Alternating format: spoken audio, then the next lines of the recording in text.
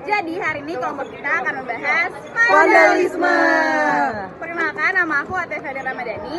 Nama aku Miksal Zanatan Moses Karinda. Aku Nabila Fidi Rahmadani. Aku Natasha Nabila. Oke, kita lanjut ke pembahasannya. Menurut kalian, vandalisme itu apa sih? Menurut Kamus Besar Bahasa Indonesia, vandalisme adalah perbuatan merusak dan menghancurkan hasil karya seni dan barang berharga lainnya. Oke. Gitu ya. Oke, terus kasus apa sih yang bakal kalian angkat di topik kali ini? Kita bakal angkat kasus tentang vandalisme di JPO GBK. JPO itu jembatan penyeberangan orang. Ini tuh terjadi pada tanggal 8 bulan Agustus tahun 2020. Nah, isi dari vandalisme itu sendiri tuh kayak gini. Tulisannya, bagimu strategi, bagiku gimmick. Isi dari coretan di bagian pintu lift dan nampaknya berasal dari cat semprot hitam dan terunggah di Instagram @jakartainformasi. Setelah ditemukan coretan, kayu pegangan untuk pejalan kaki di bagi jembatan nampak hilang seperti dicopot secara paksa oleh pelaku perusak fasilitas umum itu. Jadi nggak cuma vandalisme aja, jadi dia kayak ngerusak fasilitas lain juga gitu. Oh gitu ya. Oke Kak, aku mau tahu lebih dalam lagi sih tentang vandalisme, dan pertanyaan aku kali ini aku pengen tahu tentang cara mencegah Tindak vandalismenya. Oke. Jadi cara mencegah ini banyak, karena dari banyak faktor juga kan orang-orang bisa melakukan vandalisme sendiri. Yang pertama itu membangun komunikasi dan kedekatan antar anggota keluarga. Nah, kadang nih vandalisme ini tuh adalah pelarian dari remaja-remaja yang kayak nggak bisa mengekspresikan apa perasaannya gitu loh. Jadi larinya ke vandalisme. Terus kedua ada mengembangkan kegiatan positif. Jadi kayak instead dia harus vandalisme, dia bisa jadi kayak mengembangkan karya atau apa gitu-gitu kan. Yang ketiga adalah mendengarkan pendapat dan keluh kesah si pelaku vandalisme ini gitu. Yang keempat adalah sanksi yang tegas, of course, karena itu akan membuat kita jadi kapok ya nggak sih, dan kayak sanksinya tuh tegas, jadi kita kayak jangan deh gak bakal diulangi lagi. Iya benar gitu.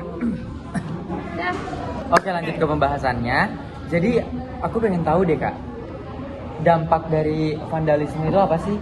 Dampak dari vandalisme sendiri itu dapat mempengaruhi kualitas hidup seseorang karena merusak atau menghancurkan hal-hal yang mereka butuhkan atau pedulikan juga.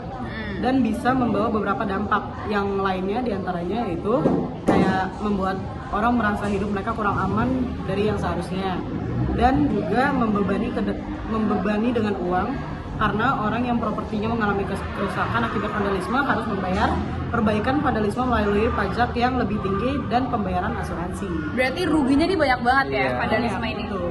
Kayak selain dia merugikan orang yang punya fasilitas tersebut, kayak mungkin pemerintah atau milik perseorangan, atau kayak ya pokoknya gitu-gitu. Jadi kayak kurang eye catching aja juga nggak sih kalau misalnya ngeliatin kayak Indonesia ini banyak banget vandalisme gitu loh.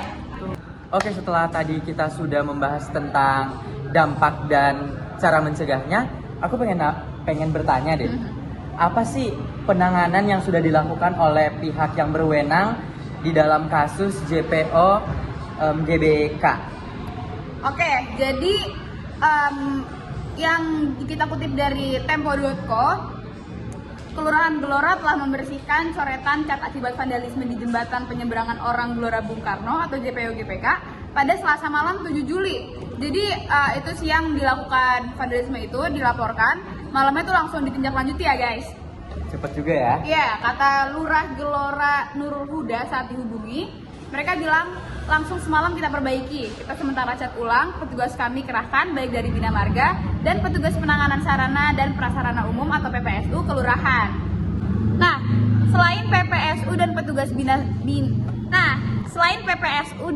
Bina Marga dari Kelurahan Gelora, petugas kepolisian juga hadir dalam pengecatan ulang sebagian JPO GBK. Petugas kepolisian juga datang, mereka melakukan pemeriksaan juga gitu, ujar Nurul. Gitu guys. Oh, gitu Nah, ya, Kak. sekarang kita bahas pasalnya.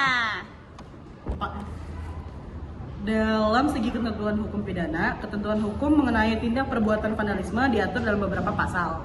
Di antaranya, pasal 406 ayat 1, pasal 408 KUHP, pasal 489 KUHP, pasal 170 ayat 1 KUHP dan pasal 1365 Kitab Undang-Undang Hukum Perdata. Nah, dari diantara pasal-pasal tersebut kita akan bahas satu, yaitu di pasal 489 KUHP yang isinya kenakalan terhadap orang atau barang yang dapat menimbulkan bahaya, kerugian atau kesusahan diancam dengan pidana denda paling banyak Rp225. Rp225.000. Nah, Itu guys. itu adalah sanksi untuk si pelaku vandalisme tersebut. Gitu guys. Gitu. Begitu. Nah guys, jadi segini aja pembahasan kita kali ini. Terima kasih sudah mendengarkan podcast ini sampai akhir. Semoga pembahasan kali ini menambah wawasan kalian mengenai pelanggaran di bidang vandalisme. Terima kasih sudah menonton. Bye bye.